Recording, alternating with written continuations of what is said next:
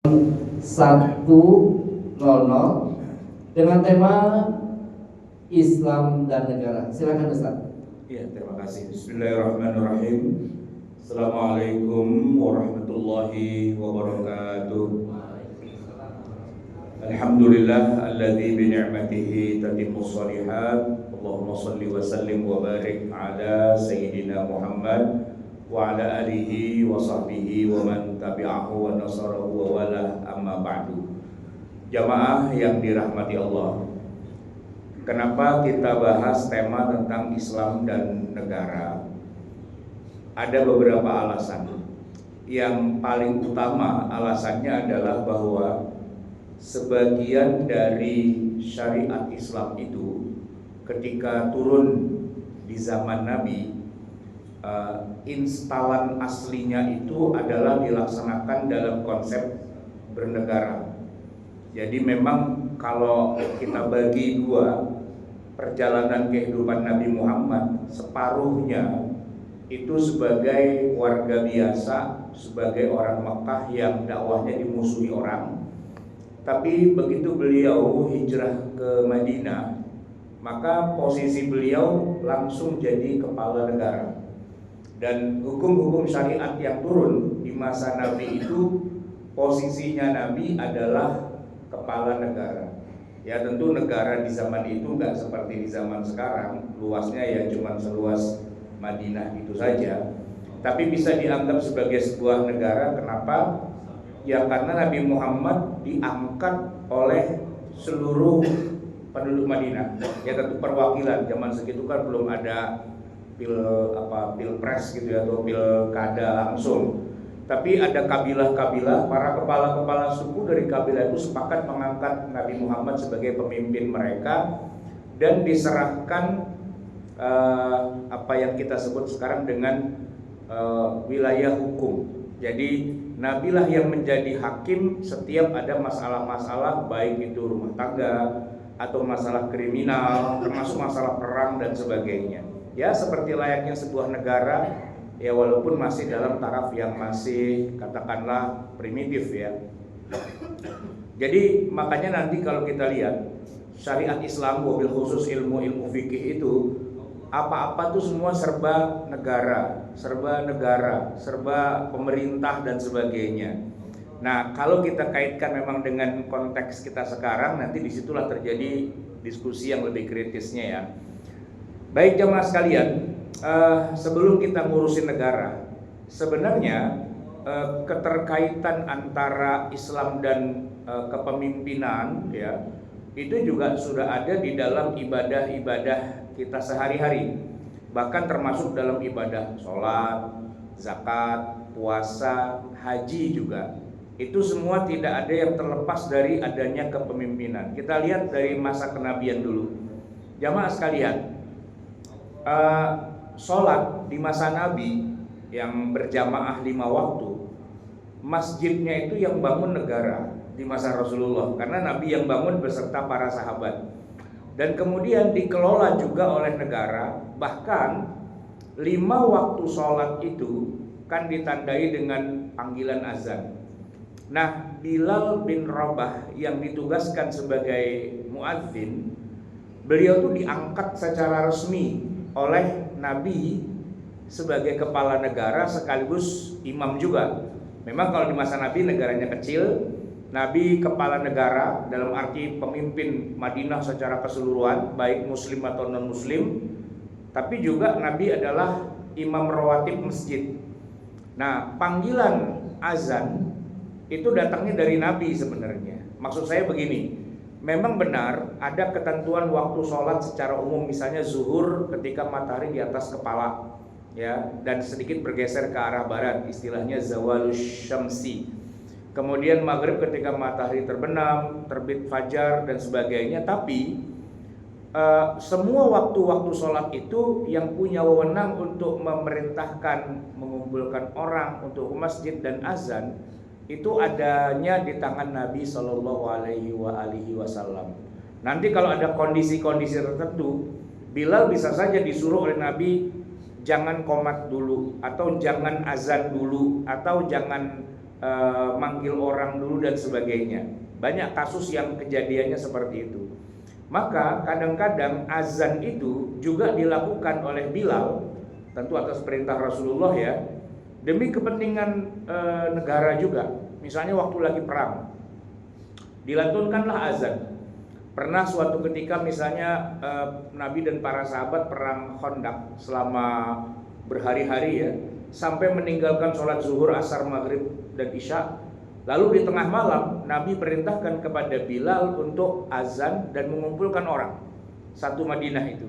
Lalu mereka melaksanakan sholat zuhur, asar, maghrib, isya di tengah malam. Nah itu yang punya wewenang kayak gitu tuh hanya kepala negara ya. Jadi jangan dikira kalau di masa Nabi itu yang namanya sholat boleh dilakukan sendiri-sendiri, tapi itu dilakukan secara berjamaah dan atas panggilan serta komando langsung dari Nabi Muhammad SAW yang kedudukannya bukan hanya sekedar Nabi, bukan hanya sekedar imam masjid, tapi beliau juga adalah kepala negara. Nah selain sholat juga ada ibadah zakat. Ini lebih spesifik lagi. Jamaah sekalian, benar sekali Al-Quran menyebutkan zakat itu diberikan kepada 8 asnaf, di mana Allah berfirman innamas shadaqatu lil fuqara'i wal masakin wal 'amilina 'alaiha wal mu'allafati qulubuhum dan seterusnya sampai 8. Tapi secara praktek di masa Nabi, Pak, para sahabat itu tidak memberi zakat kepada fakir miskin secara langsung, tidak memberikan kepada mu'allaf secara langsung, tidak memberikan kepada misalnya orang yang fisabilillah atau gharim atau ibnu sabil, tidak diberikan secara langsung. Tapi zakat itu diberikannya kepada Rasulullah. Jadi tidak ada istilahnya lembaga amil zakat, ngumpulin dari masyarakat balikin ke masyarakat, itu enggak. Di masa Rasulullah yang punya hak sekaligus wewenang untuk memungut zakat itu hanyalah Rasulullah dan orang-orang yang diangkat oleh Rasulullah sebagai petugas zakat. Jadi nggak bisa Pak bikin yayasan, bikin lembaga ambil zakat sendiri, yuk turu-turu yuk gitu kita seturuan bikin, itu nggak bisa. Karena itulah perintah Rasulullah. Nah, kalau tidak karena adanya Rasulullah, maka ya tidak boleh orang itu istilahnya menyebarkan zakat sendiri atau membayar sendiri, gitu nggak boleh. Nah cuman kan banyak juga orang salah duga, dikiranya zakat itu diserahkan kepada Nabi Muhammad karena dia seorang nabi. Padahal tidak. Padahal diberikan kepada Nabi Muhammad karena dia kepala negara. Memang agak sulit ya memilah-milah jabatan itu ya. Tapi nanti akan kita lihat jelasnya begini. Begitu Nabi wafat, kan kedudukan Nabi Muhammad sudah nggak ada. Nah, banyak di antara orang-orang Arab yang dulunya sempat bayar zakat kepada Nabi menghentikan setoran zakat. Dalam pemahaman mereka, zakat itu diberikan kepada sosok nabinya. Karena nabinya sudah wafat, berarti zakat sudah selesai. Tidak ada kewajiban zakat. Dan itu yang ditentang oleh seluruh sahabat pada saat itu. Abu Bakar sebagai khalifah mengatakan, kalian wajib bayar zakat ke saya.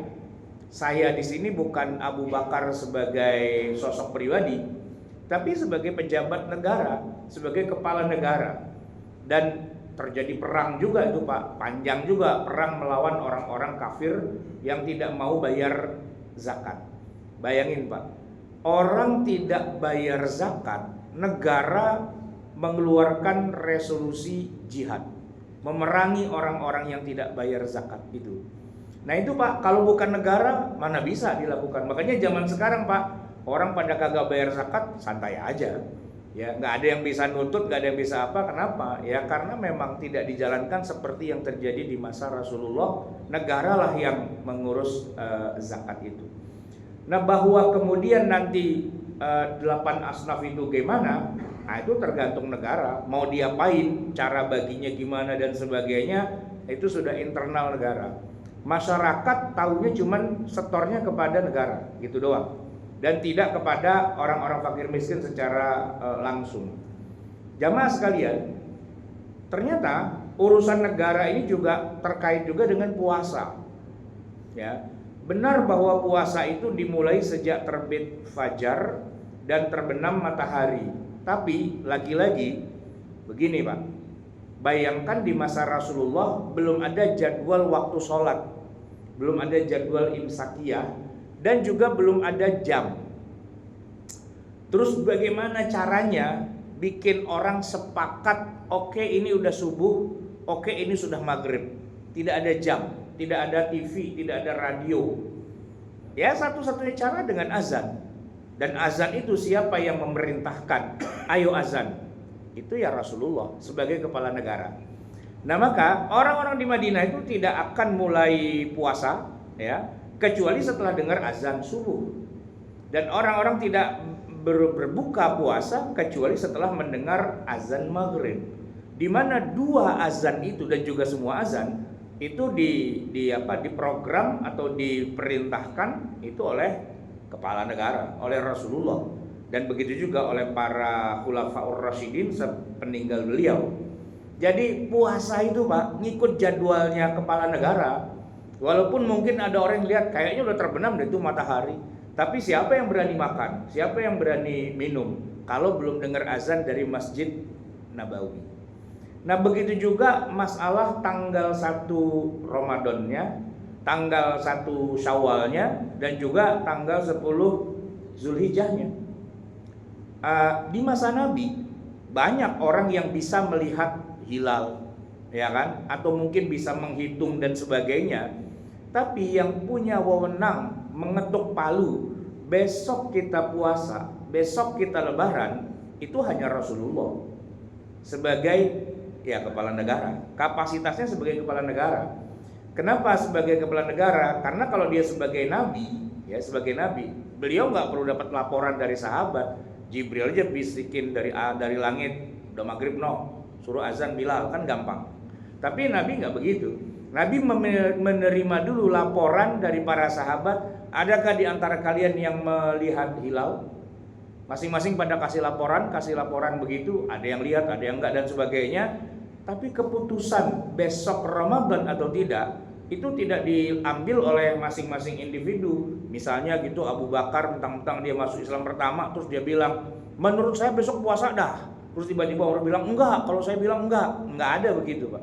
Kenapa? Karena semua tahu bahwa itu bukan wewenang mereka, itu wewenangnya negara, wewenangnya Rasulullah. Ketika Rasulullah sudah tidak ada, siapa yang punya wewenang? Ya kepala negara berikutnya, yaitu Abu Bakar. Nanti Abu Bakar sudah wafat, berikutnya lagi Umar, berikutnya lagi Utsman, Ali, dan begitulah seterusnya. Dan seperti itulah kita diajarkan sampai hari ini Pak. Di negara-negara Arab ya, tidak pernah kita dengar ada orang puasa duluan. Itu nggak kita dengar. Kenapa? Karena orang-orang di sana mengerti dan paham bahwa kita kalau puasa itu mulainya ikut ya pemerintah yang ada. Lepas dari masalah dia suka atau dia tidak suka kepada pejabatnya. Saya kasih contoh begini Pak. Saudi Arabia itu Pak, pemerintahnya ya raja lah gitu ya. Beliaulah yang menentukan besok wukuf di Arafah atau tidak. Karena yang menentukan raja. Padahal di Saudi, mohon maaf ya, begitu-begitu Pak, di Saudi banyak juga tuh pihak-pihak yang tidak suka pada pihak kerajaan. Oposisi bahasa kitanya itu. Dan oposisinya di sana itu keras. Bukan cuma sekedar kritik, bukan cuma sekedar apa istilahnya ngejelek-jelekin, tapi mereka mengeluarkan fatwa bahwa raja itu kafir gitu Pak. Sampai dikafir-kafirin rajanya itu gitu. Tapi kita belum pernah dengar ya Pak, di Saudi kalau raja bilang besok wukuf, lalu ada yang wukuf duluan, wukuf belakangan, kita nggak pernah dengar, nggak ada. Seteroris-terorisnya orang Saudi, kan banyak juga teroris Pak, ada Al-Qaeda, ada apa namanya, siapa itu dulu yang jadi teroris besar itu siapa sih namanya, yang jenggotan itu, itu gitu-gitulah. Itu Pak, mereka kalau mereka haji ya ikut negara. gitu loh. Mereka nggak bikin fatwa sendiri, walaupun permusuhan mereka keras. Mereka itu mengkafirkan raja, dan raja juga reaksinya keras. Mereka ditangkap-tangkepin, jeblosin penjara, kalau perlu dipancung sekalian gitu. Keras. Tapi kita tidak pernah mendengar ada perbedaan dalam satu negara. Kenapa? Karena walaupun teroris gitu Pak, tapi kalau tahu kalau yang namanya beginian urusan negara. Termasuk Ramadannya, termasuk Idul Fitrinya. Nah, begitu juga di Mesir. Mesir ini kan pusat kekerasan pergerakan. Di situ banyak macam-macam lah pendekar-pendekar dalam dunia persilatan, ya kan? Mesir itu Pak. Sama. Malah mereka yang punya mengekspor revolusi, menganti pemerintah dan memusuhi pemerintahnya itu sendiri. Orang Mesir itu emang biangnya sebenarnya gitu. Jadi presidennya dikafir-kafirin gitu. Tapi kita tahu bahwa kalau presiden Mesir bilang besok puasa, ya semua pada puasa. Besok lebaran, ya semua lebaran. Kenapa? Karena mereka tahu itu domainnya negara, gitu kan. Nah, bahwa nanti ada dua negara Islam yang berbeda, lalu ada yang satu puasa duluan, suatu lagi puasa belakangan, nah itu memang tidak jadi masalah. Yang penting satu negara itu bareng, karena ada pemimpinnya di situ. Suka tidak suka, ya istilahnya benci apa gimana, tapi ya udah kita ikut. Saudi sama Mesir seringkali berbeda Pak, tapi emang karena dua negara yang masing-masing berdaulat. Dan itu ada contohnya di masa para sahabat. Ada sebuah hadis riwayat Muslim yang diriwayatkan oleh salah seorang penduduk Madinah bernama Quraib. Ini ceritanya Nabi sudah wafat, Khulafaur Rasyidin sudah wafat. Waktu itu yang jadi khalifah namanya Muawiyah. Dan Muawiyah bin Abi Sufyan ini memindahkan ibu kota, ya, yang tadinya dari Madinah, kemudian oleh Ali sempat dipindahkan ke Kufah, lalu oleh Muawiyah dipindahkan lagi ke Damaskus. Jadi ibu kotanya udah pindah 2 kali itu Pak. Damaskus yang jadi pusatnya. Nah, perawi hadis ini namanya Quraib, itu ceritanya dia lagi ada di Damaskus di awal Ramadan itu. Jadi pada tanggal 29 Sya'ban itu kan ada 2 kemungkinan, apakah besoknya sudah tanggal 1 Ramadan atau besoknya tanggal masih 30. Itu hari Kamis, sore menjelang maghrib. Quraib berada di Damaskus. Dia lihat di jalan-jalan orang pada keluar rumah dan pada menatap langit arah barat, di arah matahari tenggelam. Lalu tiba-tiba dia dengar teriakan orang, itu dia hilalnya, kelihatan, itu dia. Orang-orang pada sibuk mencari mana. Oh iya itu, oh iya. Orang satu kota itu Pak pada lihat semua hilal. Dan Muawiyah sebagai khalifah juga turun Pak, dan beliau lihat juga. Jadi masyarakatnya lihat hilal, rajanya atau khalifahnya lihat, lalu dia pidato. Oke, kita semua lihat hilal, berarti kita sudah selesai bulan Sya'ban sampai hari ini. Maghrib masuk 1 Ramadan, besok kita puasa. Satu Damaskus itu Pak, Suriah itu puasa semua, mulai termasuk Quraib yang orang Madinah. Nah, ceritanya kemudian di tengah-tengah Ramadan, Quraib mungkin dia pulang kampung bagaimana, pulang ke Madinah. Begitu dia sampai Madinah, kaget. Karena rupanya dia dengar kabar bahwa di Madinah orang baru mulai puasa bukan hari Jumat, tapi hari Sabtu. Nah, beliau tanya kepada ulamanya Madinah saat itu, seorang sahabat Nabi yang waktu itu ya sudah senior ya, Abdullah bin Abbas. Abdullah bin Abbas, saya baru pulang dari ibu kota, dari Damaskus. Kami di sana melihat, rakyat melihat, khalifah juga melihat hilal nampak di Kamis sore malam Jumat itu. Dan kami sudah mulai puasa dari hari Jumat. Kenapa kok Anda di sini mengatakan bahwa puasa hari Sabtu? Apa tidak cukup apa yang sudah kami lihat di Damaskus itu?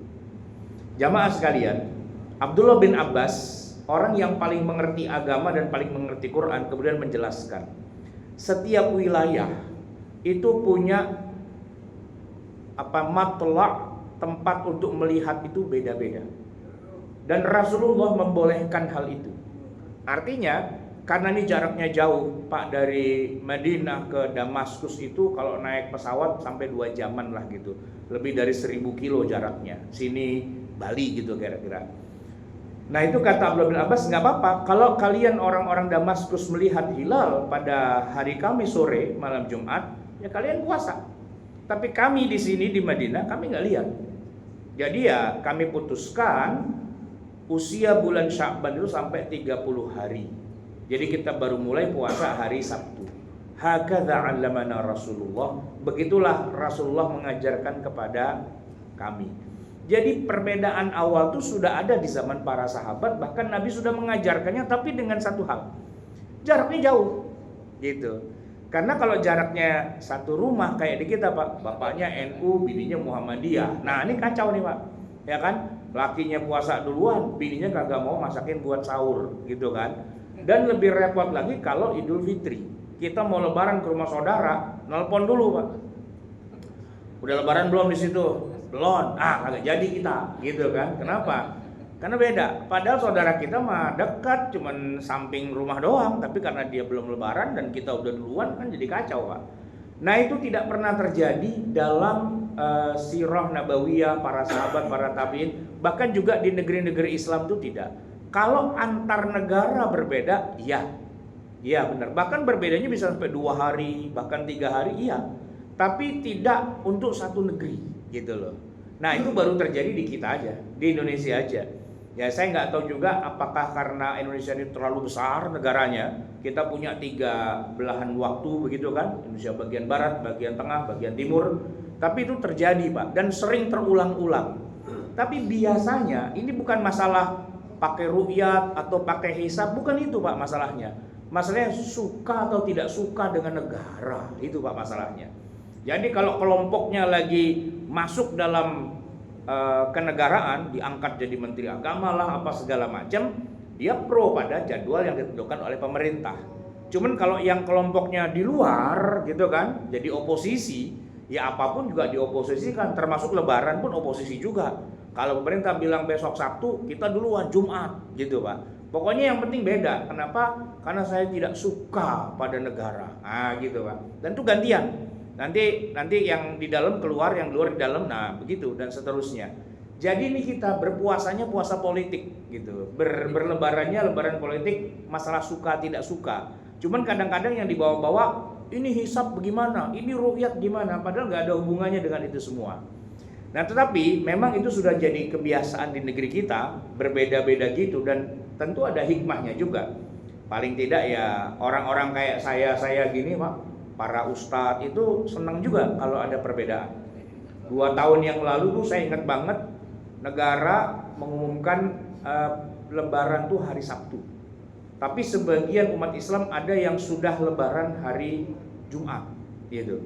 Nah ini ada teman saya, ustadz gitu, Pak. Beliau itu sudah taken sama pengurus masjid untuk khutbah Idul Fitri hari Sabtu. Udah siap semua, teks khutbah udah siap, tiba-tiba hari Kamis, sehari sebelum hari Jumat, ada panitia masjid lain yang minta beliau khutbah Idul Fitri. Ya kan dibilang, waduh nggak bisa, saya udah sepakat mau khutbah hari Sabtu. Enggak, Pak Ustadz, ini kita bukan Sabtu, kita versi yang hari Jumat gitu. Iya. Lah, bagaimana? Ya kan nggak bentrok, Pak Ustadz. Kalau Pak Ustadz Sabtu aja, tapi yang Jumat bisa nggak khutbah di sini gitu. Nah karena kenal baik dan sebagainya, akhirnya bingung juga. Akhirnya dibilang, iya dah daripada nggak ada gitu kan. Khutbahlah dia, Pak, hari Jumat Idul Fitri, hari Sabtu juga Idul Fitri. Iya. Kebetulan itu kan hari Jumat, 2 kali, Pak, dia khutbah. Pagi khutbah Idul Fitri, siang khutbah Jumat. Besok paginya khutbah Idul Fitri. Kebetulan saya masih ingat tuh, itu kan hari Jumat. Sehari sebelumnya itu ada terjadi gerhana matahari.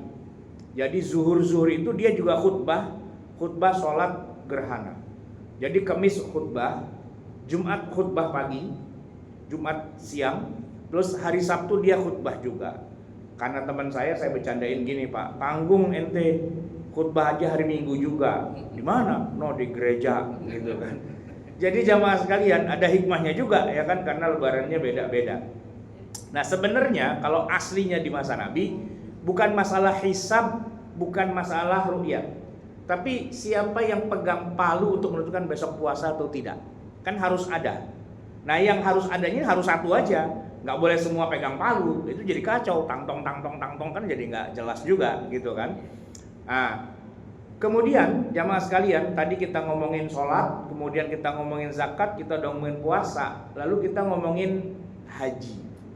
Sebenarnya tadi udah diomongin juga ya. Haji itu Pak, wukuf kan di Arafah tanggal 9. Lah itu Pak, yang nentuin pakai hisab atau pakai ru'yat? Nggak ada yang ribut Pak, nggak ada yang ribut hisab atau ru'yat. Tapi yang nentuin siapa? Ya raja. Siapa yang jadi raja Saudi? Raja Salman gitu ya. Ya udah tergantung raja. Kata raja besok wukuf, ya wukuf udah gitu. Bahwa kemudian ada yang ngitung kayaknya nggak sesuai dah, kayaknya apa dan sebagainya, nah, itu urusan ente masing-masing. Tapi kalau dibilang besok wukuf, semua wukuf, dan mau yang Syiahnya ikut wukuf juga Pak gitu. Mau yang agamanya Islamnya kagak jelas pun ikut wukuf juga. Yang sekuler, yang apa, semua ikut wukuf juga. Nggak peduli gitu kan. Kenapa? Ya karena memang harus ada yang menyatukan dalam semua hal itu.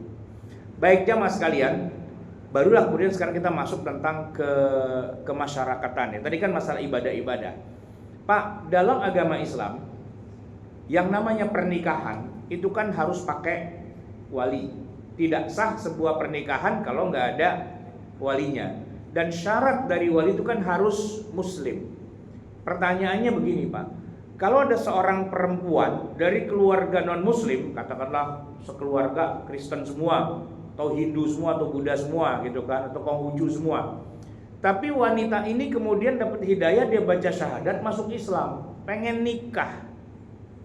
Nah yang jadi walinya siapa? Bapaknya nggak mungkin, kakeknya, pamannya semua non muslim semua.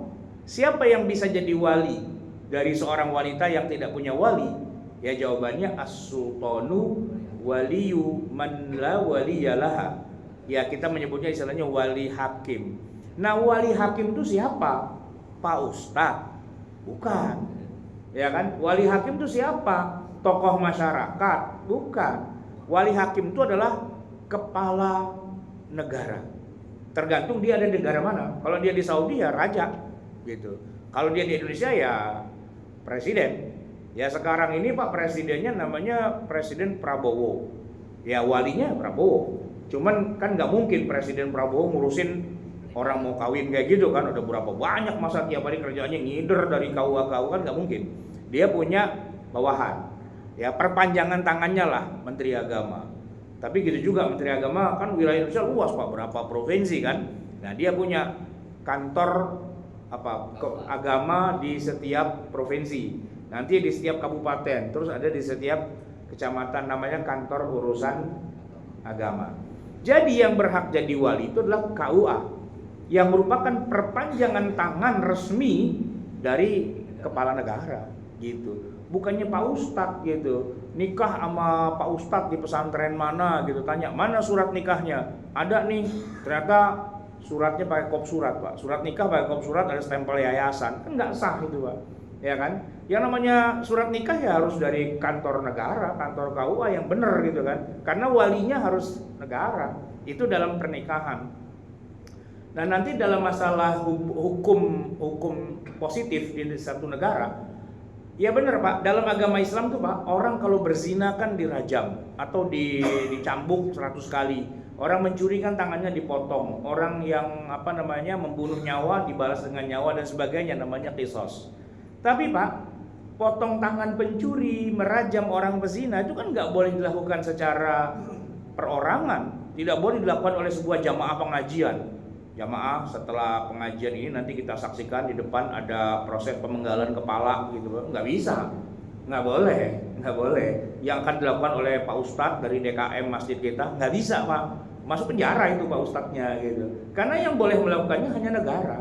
Dalam konteks dia adalah sebuah pengadilan, gitu kan. Nah maka hukum-hukum Islam itu tidak bisa dilaksanakan secara individu, juga tidak boleh dilaksanakan oleh ormas, oleh jamaah pengajian, oleh pesantren, oleh yayasan, itu nggak boleh. Yang boleh melakukannya hanya negara yang resmi dan sah.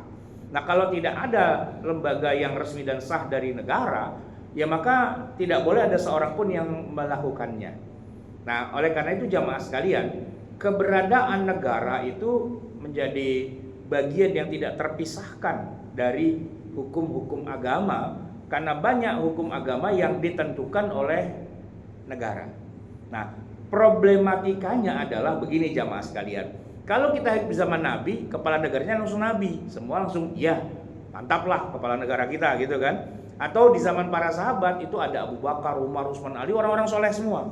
Problematikanya adalah ketika negaranya sudah bergonta-ganti rezim pemerintahan dan kadang-kadang sebagian dari rakyatnya tidak suka kepada rezim itu. Ya, maunya dia jadi kepala negara yang ini, tapi ternyata bukan yang ini. Akhirnya berjalanlah itu semua dengan suasana saling benci antar kelompok sesama umat Islam juga sih. Karena yang jadi calon presiden A, B, C, D, E dan sebagainya toh Islam juga, cuman pada musuhan. Nah, kayak gitu Pak, itulah yang kemudian menghambat berjalannya sebagian besar syariat Islam. Karena gimana dia mau menjalankan syariat, dia nggak suka kepada pemimpin yang seharusnya dia taati. Nah, itulah yang terjadi tragedi pertama Pak, ketika Ali bin Abi Thalib ya menjadi khalifah, kemudian terjadilah perpecahan di tengah umat Islam. Ada orang pro Ali bin Abi Thalib, ada orang pro kepada Muawiyah bin Abi Sufyan. Rebutan. Nah, rebutan kayak gitu Pak, akhirnya ya meninggalkan jejak dan luka yang panjang, yang akhirnya membuat banyak orang jadi saling benci. Munculnya kelompok Syiah, ya kan, yang sampai keluar akidahnya dari akidah Ahlussunnah wal Jamaah, sebenarnya diawali dari rebutan kekuasaan Pak. Mereka pro kepada ini, tidak suka kepada itu, tapi yang jadi penguasanya malah yang itu. Akhirnya mereka jadi kelompok-kelompok oposisi yang selalu melawan pemerintahan. Ya kayak gitu Pak kejadiannya. Nah, sebenarnya bagi kita umat Islam, terserahlah siapa yang mau jadi penguasanya. Saudara bukan apa bukan, teman bukan apa bukan. Yang penting sekarang gini aja, begitu ada penguasanya siapapun dia, ya kita ikut. Persis kayak kita sholat jamaah Pak. Kita nih Pak sholat jamaah, mungkin Bapak nggak kenal siapa imamnya, ya kan? Apa dia NU, apa dia Muhammadiyah, apa dia kunut, apa dia tidak kunut, nggak peduli kita. Yang penting kalau kita ke masjid ya kita sholat di situ. Dan begini Pak, kita tidak boleh mendahului imam. Kalau imam belum ruku, ya kita nggak boleh ruku duluan. Dan kalau imam, mohon maaf nih, kebetulan imamnya NU kali ya Pak, dia subuh dia pakai kunut Pak. Jadi begitu bangun dari ruku, i'tidal, terus dia baca Allahumma hdina fiman hadait. Pak, mungkin ada jamaah yang tidak suka dengan kunut, tapi dia nggak bisa protes. Ya, imam pakai kunut segala, kan bid'ah gitu kan. Udahlah, saya sujud duluan, ntar kita ketemuan di bawah. Itu nggak bisa Pak, nggak bisa. Bahwa dia nggak suka kunut terserah, gitu kan. Tapi nggak boleh dia mendahului imamnya. Ya suka nggak suka ya dia harus ikut dengan aturan main. Sama dengan khutbah Jumat Pak. Orang kalau khutbah Jumat Pak, imam atau khotib masih di atas mimbar, ya kan, boleh nggak ada yang sholat Jumat duluan? Nggak boleh, walaupun imamnya lama. Ini khotib kagak tahu diri nih, dari tadi ditungguin kagak berhenti gitu kan. Ada kan yang begitu kan, udah kita mojok yuk, ayo komat, berapa orang dah, 5 orang, 10 orang, jalan duluan Pak. Bisa nggak kayak gitu? Nggak bisa. Walaupun nggak suka, walaupun gedek, dan mungkin satu jamaah gedek semua Pak sama khotibnya. Kenapa? Kagak berhenti. Makanya begitu khotib sampai pada doa, Allahumma gfir lil muslimina wal muslimat, jawaban aminnya kenyang Pak. Wah, amin, dari tadi kayak kan gitu ada juga Pak. Tapi ya tetap harus nurut, apa boleh buat. Ya itulah nasibnya kita ya berjamaah ya kayak gitu. Tapi alhamdulillah saya bukan khotib yang kelamaan Pak. Ini udah jam 1, jadi cukuplah sampai di sini. Semoga bermanfaat. Hadanallahu wa iyyakum ajmain. Ya. Tambah sedikit. Oh iya. Ada beberapa ustadz yang memastikan kalau kita sholat berjamaah kan Allahu Akbar. Jadi ketika akbar itu baru bergerak. Tapi menurut dia kalau begitu Allah kan orang udah bergerak duluan. Udah duluan tuh, atau mungkin ayatnya udah tahu nih pasti berakhir ini Mbak Musa, terus tangannya udah turun. Tangan turun ya. Itu menurut Ustaz itu batal Ustaz. Nah itu sebenarnya gimana Ustaz? Apakah ada dispensasi atau apa? Sebab kebiasaan kita Ustaz itu kalau udah baca surat terakhir itu pasti ada pergerakan. Saya lihat beberapa jamaah itu seperti itu. Ya udah siap-siap. Udah siap-siap. Tangannya udah turun. Tangan udah turun, iya. Kalau udah siap-siap mau ruku iya. Nah itu apakah dibatalkan Ustaz? Makasih. Ya gini Pak, batal sholat itu kalau mendahului imam dalam gerakan yang rukunnya. Misalnya ya, imam kan berdiri, kalau dia selesai mau ruku, berarti mendahului rukunya. Bawa tangan yang ngebleh-ngebleh, ibarat pesawat Pak, belum mendarat tapi roda udah turun duluan. Nah, nggak apa-apa, ya kan, karena dia siap-siap, takut jatuhnya nyungsep kali, bagaimana dia siap-siap begitu kan. Tapi badannya masih berdiri Pak, nah itu belum batal. Yang batal itu kalau gini, imam suhufi Ibrahim, dia udah ruku Pak, wah Musa gitu kan, nah, nggak bisa. Dia udah ruku duluan, nggak bisa. Tapi kalau imamnya udah suhufi Ibrahim, makmum udah pada begini ngebleh tangannya, wah Musa, tangan ngebleh Pak. Saya tanya, tangan ngebleh itu batal nggak sih Pak? Enggak dong, tangan ngebleh kan enggak. Mau tangan di sini, mau begini, asal jangan begini aja kan enggak. Ya kan? It's okay gitu, nggak ada masalah. Cuman yang bikin dia batal adalah kalau imamnya belum bergerak, nah dianya udah bergerak gitu Pak. Kayak lagi sujud Pak, imam sujud, nah cuman makmum bangun duluan, itu kan jadi masalah Pak.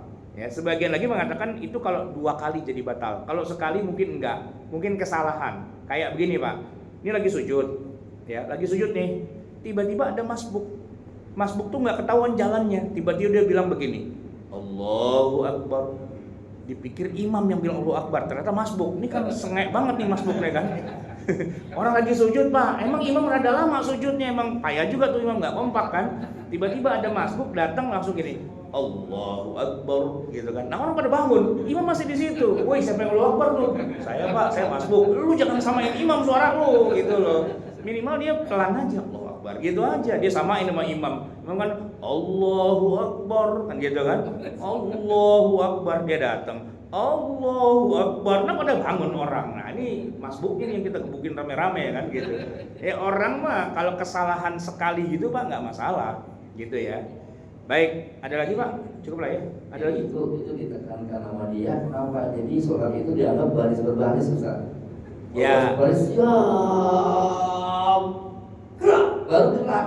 Ya. Kalau sebelum itu ya kadang-kadang ada ustadz yang memang mungkin mantan paskibra mungkin ya, jadi tapi ini bercontohin ke saya, ke istri saya ditegur tuh, Pak jangan kayak gitu, aduh saya ya nggak seabri gitu juga sih Pak ya kan, nggak seabri gitulah ya kan, namanya juga sholat. Ya yang penting itu jangan ngedahuluin aja. Maksudnya mendahului itu mendahului gerakan rukunnya, bukan gerakan tangannya. Kalau tangan Pak itu nggak ngaruh gitu kan, tangan kita bisa ada yang sedekap, ada yang di sini, ada yang di sini, ada yang di sini, ada yang lempeng aja begini kan. Apakah kalau lempeng aja kita ngedahuluin imam? Ya nggak juga begitu. Artinya bagian itunya nggak jadi masalah, tapi posisi tubuhnya itu yang jadi masalah ya. Baik, kita tutup sama-sama dengan kita baca doa. Bismillahirrahmanirrahim. Alhamdulillahirabbil alamin, hamdan yuwafi ni'amahu wa yukafi mazidah. Ya Rabbana lakal hamdu wa lakal syukru kama yanbaghi li jalali wajhika wa li 'azimi sultanik. Allahumma shalli wa sallim wa barik ala sayyidina Muhammad wa ala ali sayyidina Muhammad. Rabbana zalamna anfusana wa illam taghfir lana wa tarhamna lanakunanna minal khasirin. Rabbana amanna bima anzalta wa tabi'na ar-rasula faktubna ma'asy syahidin. Rabbana la tuzigh qulubana ba'da idh hadaitana wa hab lana min ladunka rahmah innaka antal wahhab. Rabbana atina fid dunya hasanah wa fil akhirati hasanah wa qina adzabannar. Sallallahu ala nabiyyina Muhammadin wa ala alihi wa sahbihi wasallam. Subhana rabbika rabbil izzati amma yasifun wa salamun alal mursalin walhamdulillahi rabbil alamin. Wassalamualaikum warahmatullahi wabarakatuh.